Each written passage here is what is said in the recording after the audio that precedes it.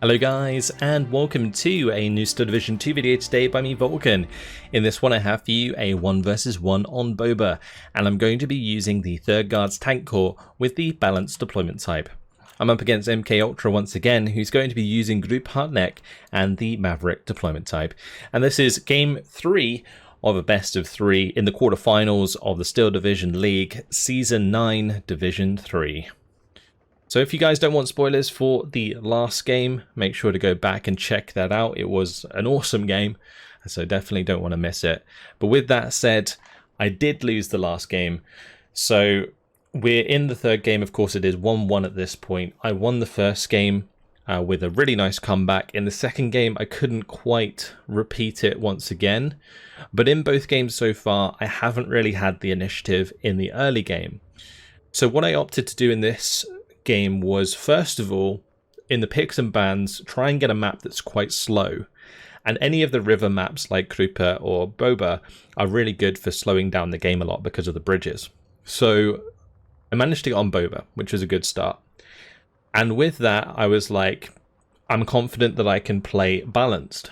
And so with those two combined, I'm hoping that I will be able to have a stronger mid to late game than MK-Ultra and push him back more convincingly than I could in the 2nd game, and this time around find that victory, because it's almost a guaranteed win condition if I get to like phase C that I can push him back. He'll have like a few minutes in phase C to really capitalize on the points that he's got from phase B, but after that it's all in my favor. So that's really what I'm going to be trying to do in this game, is get to the late game and just seal the deal that way, whilst trading efficiently, as I have been able to do in the previous games. And Bobr should allow me to stop too much of an advance across these bridges.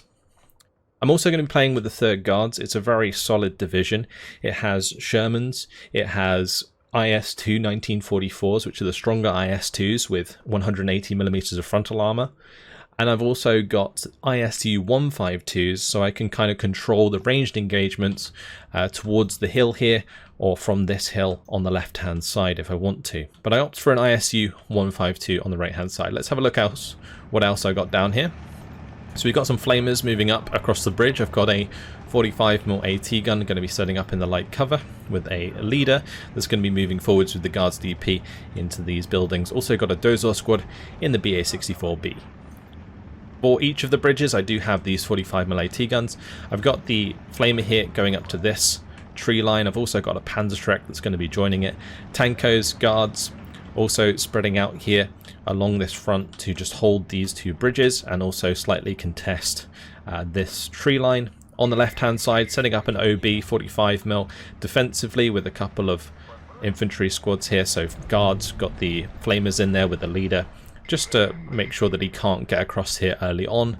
It's not a common place to push from this side of the map, but yeah, opting for a very defensive setup, which is, I think, the important thing to do against a Maverick deployment type as the balanced player. You don't want to lose too much of an advantage early on by being overly aggressive. So MK's been forced to unload here because my flamer did manage to get into the light cover, and he's going to be dropping the Molotov on me, but I do get the flames off. With the help of the Guards DP, I'm going to be able to force back the Sturm, and meanwhile you saw the shot come in from the ISU 152 that absolutely obliterated the MG on the hill. I'm going to be going for another shot here onto the next MG. There it goes, and you'll see the explosion in the distance there as the SMG gets annihilated. So both of the MGs taken out on the hill. Next shot's going to be at the Sturm. We're already under fire from artillery. So 2 FK-288s. Now these are ZIS-3s that, under the command of the Germans, do have radio. So they are pretty good for hitting units accurately when you have a radio to work with. In this case, he's just using them probably without radio to attack the 45mm AT gun so that he can push infantry more aggressively down the road in the future. But my ISU here, in a nice spot to just cover the edge of the hill. And every minute that passes in phase A without me losing ground is a good time for me. because I can continue to build up my defenses ready for Phase B when he will be pushing more aggressively due to his income. Because in Phase A, the income's not that different between Balanced and Maverick. He only gets 5 more points per minute, and with these initial trades, I'm actually in a really good position. So 37 mil A8 coming in to back up my ISU 152. And MK, he's going to be starting to make his infantry push across the river. So he has the Ersatztruppen moving up. I can see his right Jager and Ersatztruppen from the right side also moving to the left. So he's going to be trying to use this cover to get across the river and then into these buildings and basically get close and personal with my guards. Because the one thing that Group Hartnett really does have over the third guards is his infantry. He has Panzergrens, he's got the right Jager with MP44s, and those outclass the guards at range. You can see the Starstrupp here also getting the better on Panzerschreck and the Flamer. I did try and retreat the Panzerschreck preemptively, but it was way too late. So I'm going to be losing the first flag in this game, and once again, MK-Ultra is going to be taking the lead at the start. Guards are going to have to be forced back as they do come under heavy fire. But my OB and 45mm AT gun try and do a bit of damage to the Jaeger Pioneer in the meantime. Now, with his use of the 2 FK288s early on, I opted to bring in a mortar. And this mortar is 65 points. His FK288s are only 45 points. Now, my idea was to counter his artillery with my mortars, but honestly, these mortars are not the most reliable and they have a limited amount of ammo, so I've really got to hope that they hit the mark, else they can be a complete waste in this situation.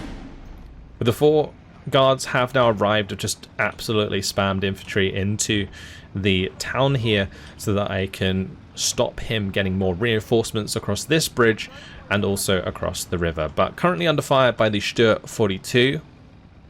And the Sturm 42 here was shooting my Tanko, so I put the Tanko into the M2A1, but the incredibly inaccurate heat round manages to get the first shot on target with a 30% accuracy there, so I actually lose the Tankos immediately after. Also, the FKs are getting good shots onto the OB, so they do manage to take that out, but now got 2 of these mortars that are going to be trying to capitalize on killing these FKs. Just get them out of the way. That is the plan, so that I don't have to deal with them through the entirety of Phase B, because he's bought them early, not only to provide AT against the bridges, but also so that he can capitalize on these throughout the game and find an advantage for Phase B. So what MK is doing in this situation is he's using his Phase A to set up for a strong Phase B push by investing in artillery early.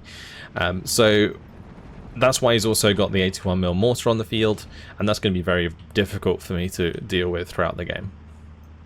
So guards are falling back, Panzergren's moving into position. I've got my leader here that's a little bit out of position as well, but I'm opting for the M3A1 combat very early on. So this is my commander. It's going to be connecting to my leaders and giving my guards 2 vet, because all my guards in Phase A didn't have any natural veterancy. So having 2 vet from commander leader combo on top of them is going to be super important for me to be able to engage the Panzergrens and light Jaeger more effectively. So the 82mm mortars there just pinning down the infantry. I wanted to just slow him down, make sure that he couldn't get too much ground here. So he is falling back from that fire. My guards are getting good shots onto the FK288, but you can see how unreliable the DP can be sometimes. Thankfully, the extra veterancy is helping here get a little bit of damage on target. Here comes the mortar fire that will be trying to pin down the guards. Now, on this right-hand side, important moment, Pack 40 did get into range of my ISU, and with 2 penetrations, the ISU 152 does go down. I was about 20-30 meters from getting out of range of that Pack 40, and it finds the kill. BF-109 G6R6 coming in for the strafing run onto the 45mm AT gun, but losing my ISU on this right side allows his Sturm 42 to move forwards and his Pack 40 to control the open ground against future reinforcements. This is really, really bad loss for me on the right hand side here. Keeping that further back at maximum range would have been the better play. Rely on the Dosor to spot that preemptively, but because the Dosor's a little bit closer, the first shot from the Pack 40 I didn't see. So, or at least I didn't see the Pack 40 before it fired. So that losing that is really, really rough for me. So I'm going to be bringing up an OB, hoping I can get that into cover here that can then be utilized to cover off the edge of the hill in the meantime. But of course the Sturm is still a big problem now. 37mm under artillery fire. Guards trying to get into good position here to fight MK-Ultra's infantry, and another beautiful shot from the Sturm 42 kills my OB 25 before it unloads with a HE round. Absolutely disgusting. Now the VK 901 coming across. I'm going to be pinning down my guards, and I'm under a lot of pressure here in the early game. It is now 2 minutes till phase B, and I am down 14 to 10. So things not looking too good, because he has himself in a nice position to push forwards for phase B when I'll be at the biggest advantage during, or biggest disadvantage during the game. So he's got all of these FKs, he's got his mortar set up, he's got the high ground here on the right hand side that I can no longer cover with the ISU 152, and things are looking pretty dire. Dosor providing nice line of sight from this church, at least on the left hand side, so I can see what's coming across the bridge potentially. 37mm is going to be able to force back his ME410. IS-2 comes in, lands the first shot onto the VK, so that was nice at least. This is my big boy tank. It's only got 35% accuracy, so landing that first shot, I get one back like the Sturm for the 2. And that's going to stop him with the 20mm damage onto these guards. And the accuracy might have been a little bit better because it wasn't quite a max range, but anyway, nice shot from the IS-2. Guards here, going to be moving up, getting into position again. Every time I moved forwards though, the Sturm 42 had line of sight onto one of these buildings. It was really rough, this time killing the guards. DP on the left, I had that one surrendered in the cover there.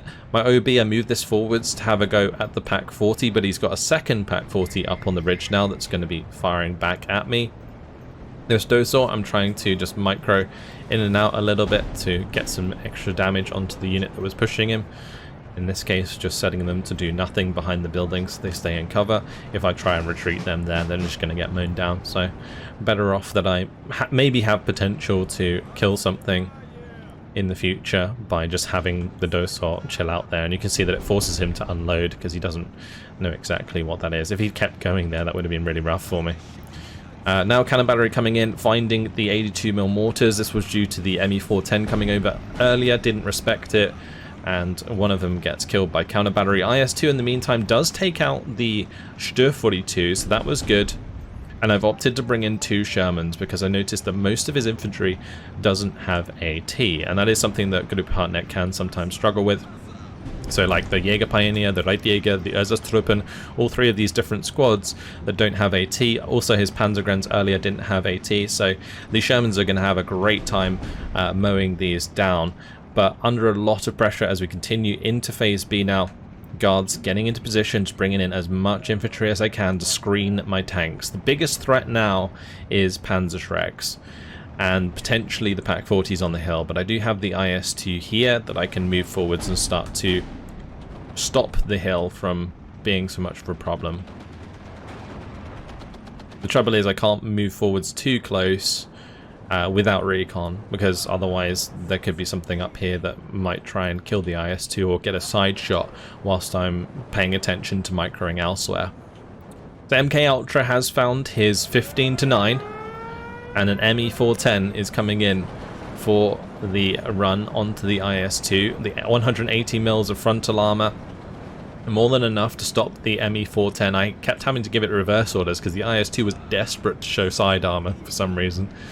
And yeah, managed to at least get the ME410 to fall back because it's 37. I'm keeping it out of the way. Also, the commander here, I was able to keep close to the 37, and that meant whenever artillery fire came in, it took less damage. But again, every tick, more guards just being brought in. I've got to try and counter the waves of his infantry with my own infantry and support it with these Shermans to try and make a comeback.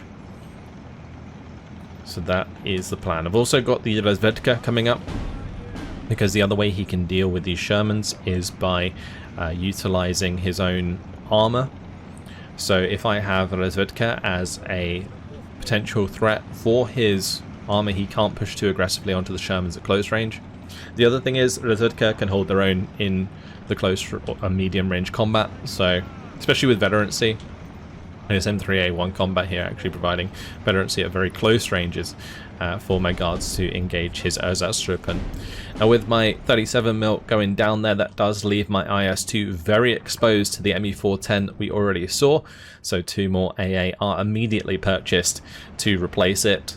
Meanwhile, the IS-2 1944 trying to just clean up the odd unit on top of the ridge, but I start coming under fire from an APCR shell in this building area. So I can't see it at the moment. It's already fired 2 shots at me. I'm trying to back up. Does get a transmission damage, which is going to slow me down. I'm trying to get all my infantry into the same line of sight as this AT gun, because I was like, surely I should be able to see this by now. And sneakily enough, MK had managed to get a Pak-40 into the perfect position to sneak a shot here onto the IS-2. So I'm going to commit with my Sherman to help pin that down ASAP. I'm going to pin it, fall back, because I don't want the Pak-40 up on the ridge to start firing at my M4. And yeah, guards, going to have to fall back as the VK901 comes around the corner. ME410 coming in for recon once again. But I'm going to be moving them into position. It's still a 15-9, so 9 minutes until MK-Ultra takes the victory at this point. So I've really got work to do. I've got to push back, start cutting down some of his infantry here, like these Ersatztruppen I can get rid of nice and easy. Going to be taking out the infantry here.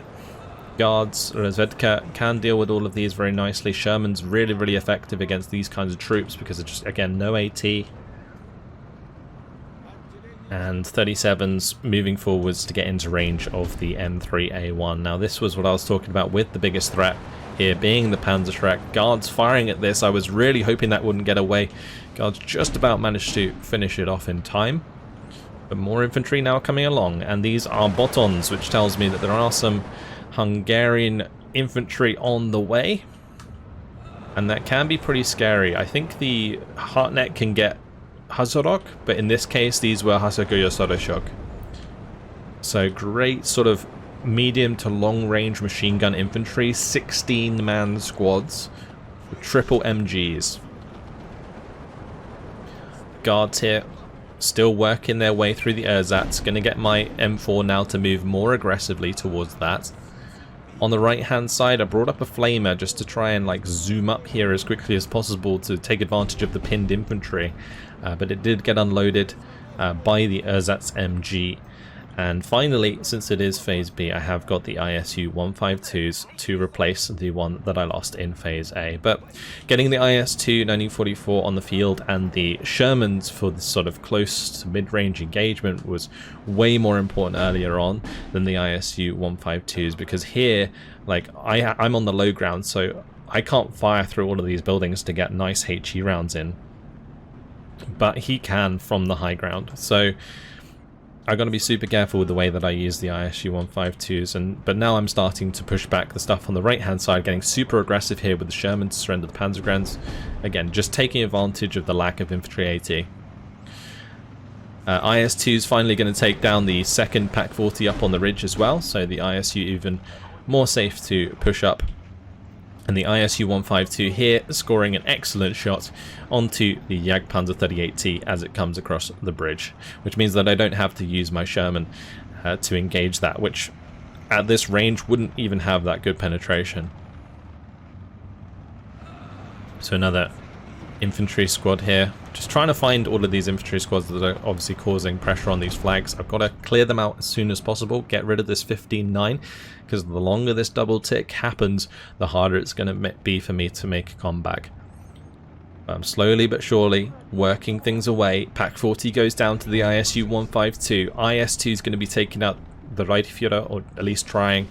Guards trying to get into position to put pressure onto this flag. And the Sherman here going to be continuing to fire at this infantry. Now that the Pak-40s are dead, I should be able to move my M4 more aggressively, but of course I am microing as well on the left hand side, trying to get my Sherman into a good position here. to cover off the bridge. BA-64B also coming along to provide some extra MG fire on target. And now here comes the ME-410, this time for the ISU-152. I've got a 3-star 37 that is not pinned down, so that is going to be able to cover me. The other one was strafed by the BF-109, but it was already falling back due to artillery. So I'm holding now this flag on the right-hand side. It is 14-10. I have managed to slow things down. We've got 2 minutes left in Phase B, and then there's going to be a few minutes in Phase C where he's still got an income, well, not an income advantage, but an overall point advantage. And then that's when my balanced income will really start to kick in. So I've got to try and get to that point. My Supery now coming in with guards. My Resvitka unfortunately going down in the center here. Managing to get the pin onto the FK with the Sherman. Taking that out. And yeah, more guards, more Supery just coming all the way in here. Because my infantry are in these 15 armor half tracks, his infantry can't do anything about it. I can just drive right up to him. It's crazy. Now, of course, here in this case, he does have the Jagdpanzer 38T. I was going to try and get some HE on target and then fall back from that just so I can damage it. And then if the Sherman gets a shot on target, it will just one-shot it. But Tanko's moving in here. Unfortunately, has to go Soda Shock going deep to capture this. Tanko's getting close to the right Jager. M2A1's going to help pin that down, which allows me to get the surrender. In this case, he's moving the light Jager to try and have a go at my Tankos, but I loaded the Tankos back up because I knew they'd be at a disadvantage in that engagement. And I can just use the 50 cals on the half tracks to pin these down. The more Tankos on the way. These half tracks just really irritating for him to have to deal with because he has to get the Sturm 42 and also the Jagdpanzer into position. So this M2A1 just going deep. But unfortunately driving straight on top of an Ersatztruppen isn't ideal. Infantry still has 60-meter grenades that they can throw into open-top vehicles. So this M2A1 having a bad time is going to go down. But at least I'm able to get on top of the Hasago Yosodoshuk, unload the Tankos here to help deal with those, and control this flag on the right side once again. But he did get the double tick for just a little while longer. Now we're moving into Phase C. Things are getting tense because I've really got to get a move on here and start to try and get the pushback onto his infantry. And my M2A1's struggling to pin down these units because machine guns, like 50 cals here on the M2A1s, have a minimum range of 100 meters. So I'm unable to really get the pin onto these closer range infantries that I would otherwise like. But Tanko's here driving right up so that I can potentially unload them right on top of enemy infantry and get them pinned down very quickly. Then the M2A1 can just clean up with the surrenders, but in this case the Tankos, they're getting caught by the HE before they'd really do too much damage. But with the 50 cals now starting to pin all of this down, I'm hoping to clean that up soon.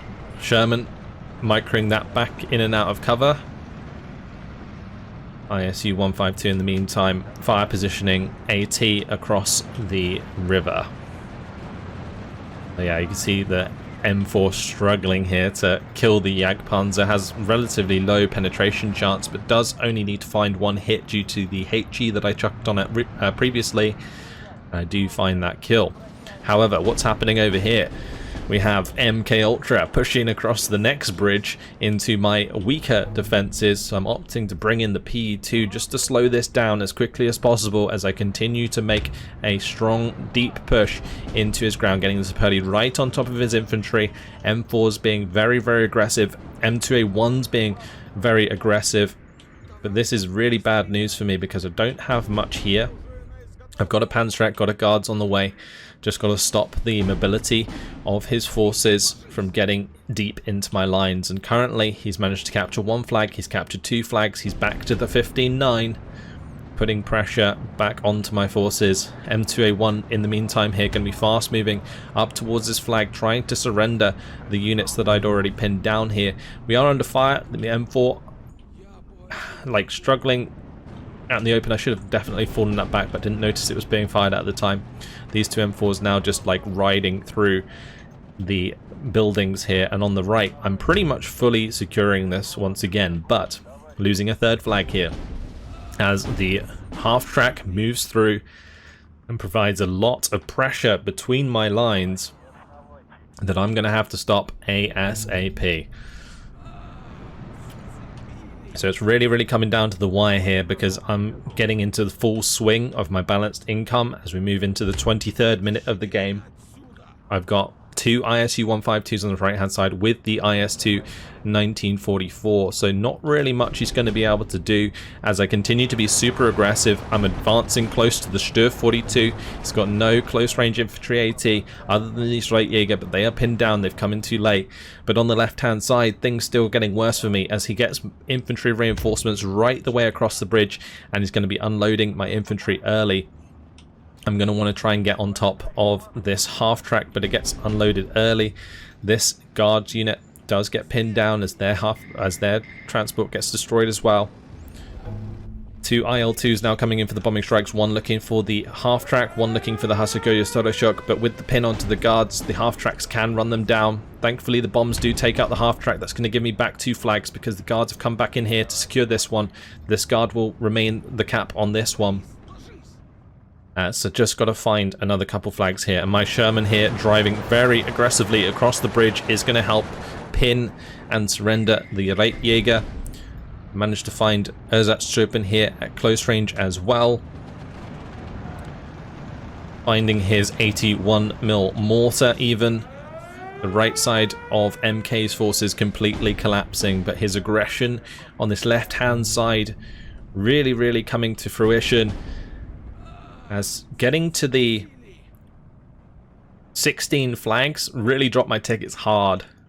But we're back to 12-12 briefly, and in order to win the game, all I need to do is hold the 12-12 for the next 5 minutes really, solidify my line, and then MK would pretty much be forced to surrender. So Jagdpanzer going to be going down here. He has brought up the Tiger on the hill, but I do have the IS-2 1944, so that's not really a problem. Sherman stopping the Zbuczyn from sneaking a flag on the right hand side. Unfortunately my troops not providing enough influence on the front line here, so I'm losing this flag as well. My Razvedka coming over, I'm bringing over the ISU 152 as well. Again, don't have to worry about getting too close to this infantry because a lot of it doesn't have AT.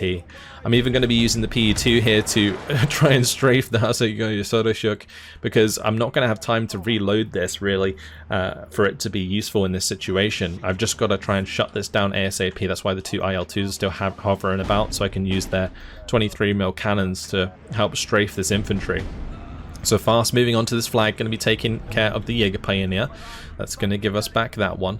But it's now 13-11 with 1 minute left on the clock. All that MK needs to do is hold on to the 13-11 for the next minute and he wins the game. It's a very close one. If he doesn't manage to do it, then like I said, he will be forced to surrender because, well, not necessarily forced to surrender, but if he tries to play it out, I'm going to have the income advantage for the rest of the game. So Sherman here looking for the kills up on the ridge, pushing very aggressively, finding the AA. Unfortunately it does kill my damaged Sherman. Sherman on this flag trying its best to hold against the infantry advance. Meanwhile guards here under pressure by the right Jager as they move on to this flag. The ticker still going down, 50 seconds left on the clock. Guards coming in to try and counter the right Jager here. Do unload, looking for a little bit of surrender there. More guards just going to come through and try and push counter aggressively. But it all comes down really to this Sherman. The Sherman's holding the ground like an absolute champion, pinning down the right Jager, pinning down the Jaeger Pioneer. Sturm coming in, right Jager MB44. This right Jager here is the problem. Another one getting close. That's 2 Panzerfaust. My guards are going to get dropped out of their transport, pinned and surrendered. That is going to be the flag going back in favor of MK-Ultra. I am going to be able to get the ISU 152 to get shots onto the Jaeger Pioneer, but both my guards here unfortunately unloaded early due to the enemy AT gun. So I wasn't able to get on top of this flag sooner than later. I do surrender this unit. We're slowly making our way back towards this flag, and I'm pushing aggressively up the hill here now with the IS-2. Unfortunately, the first shot popped straight through the front armor of my ISU IS-2, and that goes down. And now 5 seconds left on the clock. I believe at this point I did call GG. It's all over. MK takes the victory, and what a cracking game that was. 27 minutes 32 seconds. It was so close. If I'd managed to hold, like I said, 12 to 12 for like another 5 minutes and solidified my position on my side of the river, it would have been over, because my third guards in the late game is going to be so much more superior to his hard neck. And 2,570 kills, 2,415 losses. It just didn't quite work out. And it really came down to, in my opinion, the loss of the ISU 152 in Phase A. Getting his Pak 40 in range, shooting me with the first shot out of line of sight, getting the damage in, and then the second shot landing and penetrating was devastating on that right-hand side. It might have been the third shot, but regardless, finding that kill before I could get out of range of the Pak 40 really opened up his right side push on that map. If my ISU was there for the whole time, he would have had to rely on his aircraft, which I was trying to counter already with my AA. So I don't think he would have had as much of a good time. And as soon as the ISU is also joined by an IS-2, that is the combination that is absolutely brutal in the third guards. And you can see how well the IS-2 1944 did for me throughout this game. Also, the Shermans pushing back, absolutely demolishing his infantry. They were doing, in general, very, very well for me. It was just my infantry was fodder that was trying to hold back his advance, and then the Shermans were the thing that, with the hammer, that could kind of like break through in the mid to late game. But I just didn't have enough time because I lost too much ground in the early game. And it just comes down to MK really finding a way to exploit my early game and wins by the skin of his teeth. He even said that to me. He's like, I won that by the skin of my teeth. And I was like, yeah, I know you did. What a fantastic game, though. Really, really enjoyed it. And yeah, congratulations to MK for moving on to the semi-finals. I wasn't really mad about this game. It was a fantastic game. It just came down to the wire. And the little bit of mistakes that I made in the early game really, really cost me this one. If I'd been just a little bit more conservative with that ISU 152, kept it at the max range, I wouldn't have opened the door for MK in the early game to get enough of an advantage to win this one. And yeah, rough time. Really nice plays by MK in the late game as well, like exploiting the other flank to get extra flags there. Kind of crazy how much that opened up, like a big balloon just like went over all of my flags, and I was like, oh my god, I'm suddenly back to 16 flags down. Like, it's crazy. So yeah, just incredible.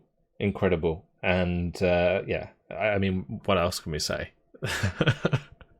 It doesn't really get closer than this in the best of 3. Every game was so close. I had to do an epic comeback in the first game. Second game came down to the wire. Third game, even more close. Just awesome stuff. Hopefully you guys enjoyed these games as much as I did. I am looking forward to coming back next season, trying again. Did manage to make it to the playoffs this time, so you know, an improvement from last season at least. Unfortunately, Military History Visualize is going to be a little bit disappointed that I didn't manage to get back to the final to get my revenge on attack power, but hey, that's just how it goes. That's it for now. Hopefully you guys have enjoyed it. Thank you very much for watching, and I will see you in the next video. Goodbye.